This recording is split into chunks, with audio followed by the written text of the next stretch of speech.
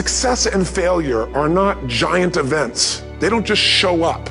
You don't just suddenly become successful or suddenly have this cataclysmic event that makes you fail. It may look that way, but failure comes from all the little things.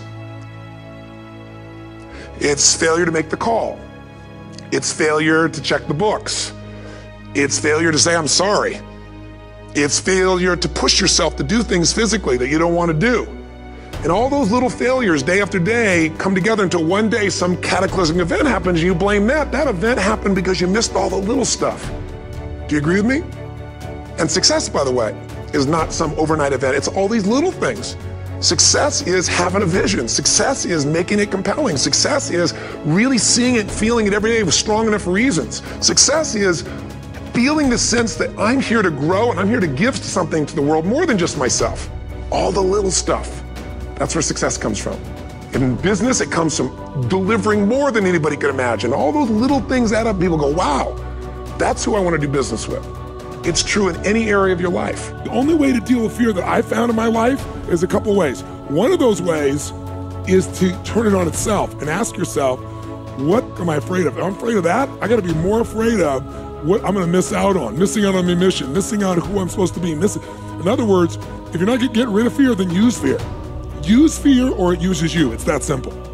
So you got to say, okay, what's the price if I just stay doing this? What's the price? What I need to really get scared if I learn all this and I don't follow through. That's something to be scared about. And then that fear will get you over your fear. It'll push you through. Turn fear on itself. Second way you can do it is use what you've probably heard me say, because I've used it since I was 17, is my little rocking chair test, right? I'm gonna sit myself in my rocking chair, and I'm 85 years old, and looking back on my life, and I say, I didn't do this, or I did. So you really have to decide. The most important decision is, do I want to be happy? Will I commit to being happy? More importantly than happy. Sometimes you can be so happy you smile so much your face hurts, right? You need variety. Am I committed to living in a beautiful state even when it doesn't go my way? Even when it rains on my parade? Even when my biggest fear shows up?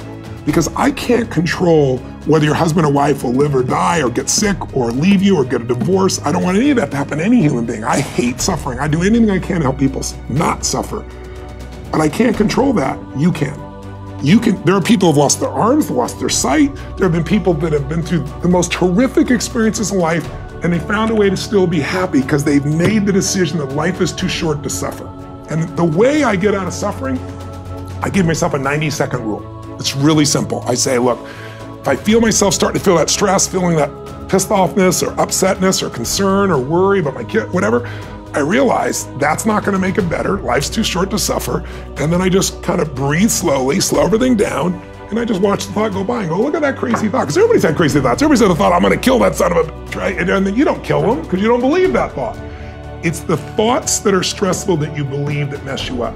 When you question them, you break the pattern. The more I've done this like a muscle, the more I've trained myself to do it, I can authentically tell you now, it takes a lot for something to take more than 90 seconds for me now, and the level of joy surpasses all the money you could ever have in a million years. And then the money, it's easier to even make money because you're not attached, you don't have the fears, you don't have the scarcity that people have, because you feel so rich already right now. I always tell people, don't wait to be rich.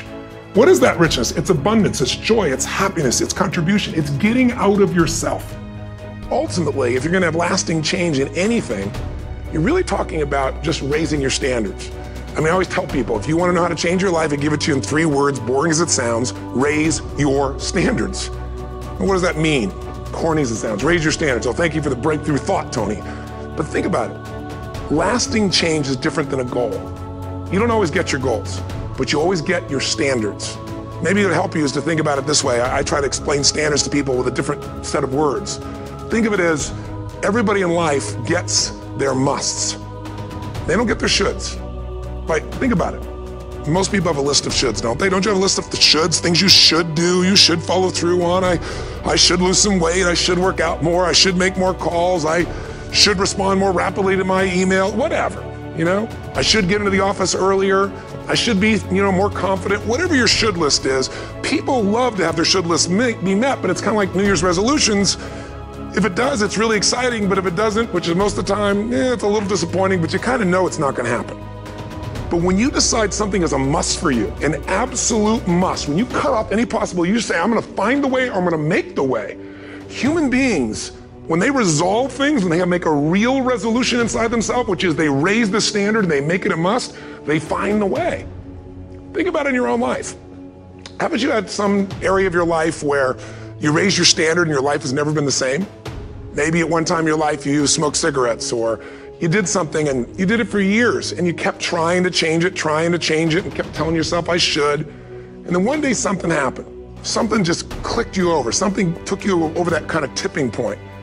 And inside yourself you said no more. And it was a very, very different experience, wasn't it? Something inside of you shifted and what was a should became a must, and you've never gone back. Is there an area like that in your life you can think of? Again, did you ever smoke cigarettes? Did you ever eat a certain way, drink a certain form of alcohol, and then finally say no more, and you just don't go back? And notice this, it doesn't really take any willpower anymore. Because somewhere when we make this click, when we make something a must, we attach ourselves to it. It becomes part of our identity.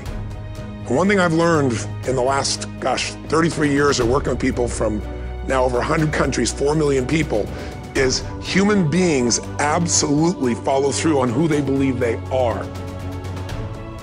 There is another level. The only reason you keep saying there isn't is you feel so exhausted about where you are.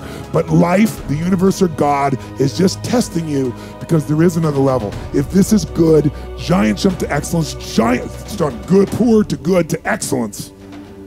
There's a level where all your dreams are realized. There's a level that you've always dreamed about. It is real. It has not gone away.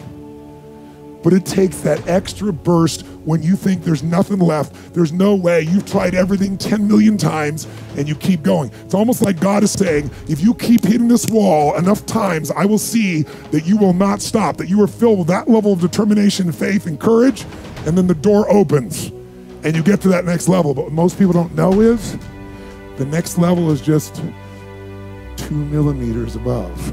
It's a level where you are not one of the best, you are the best. And you know what's amazing?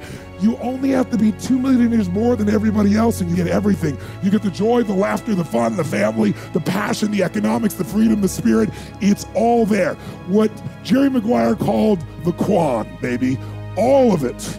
And it's just 2 millimeters above, and most excellent people give up because they're exhausted. And there's some people who go, the harder I hit it, the more I hit it, sooner or later it's going down, I'm not stopping. And when you do that enough, it pops open.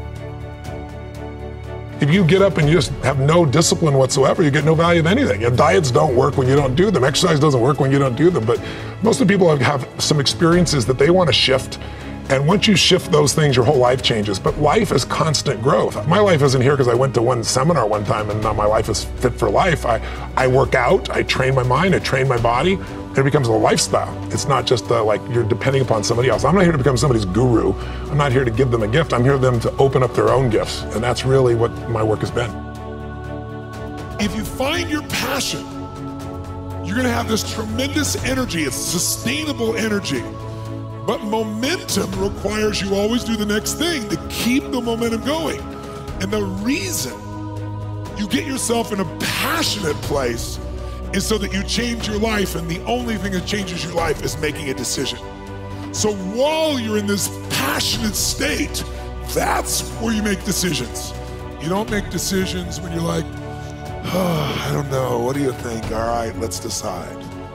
If you make a decision in a state without momentum, if you make a decision from a place where there's no passion, you are not going to get momentum. It'll kill momentum. It's decide, commit, and resolve.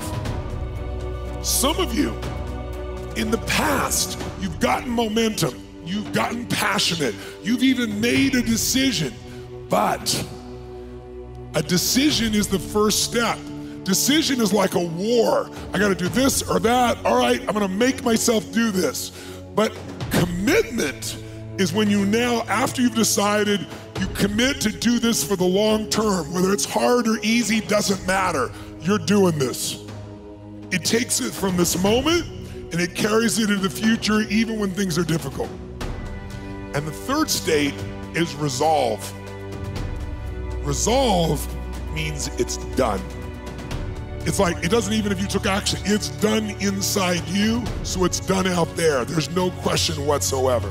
Then once you decide, the only way the commitment and the energy and the momentum continues is if you take immediate, massive what, my friends? Massive what? Write down in your notes, massive action is the cure-all. Massive action is the cure-all. If you're having a difficult time with something, your relationship isn't where you want it to be, your finances are not where you want to be, your body's not where you want to be, your business is not where you want to be, you need to take massive action. And if that doesn't work, try something else. If that doesn't work, try something else. Keep going with massive action and you will find the way, because it will give you momentum.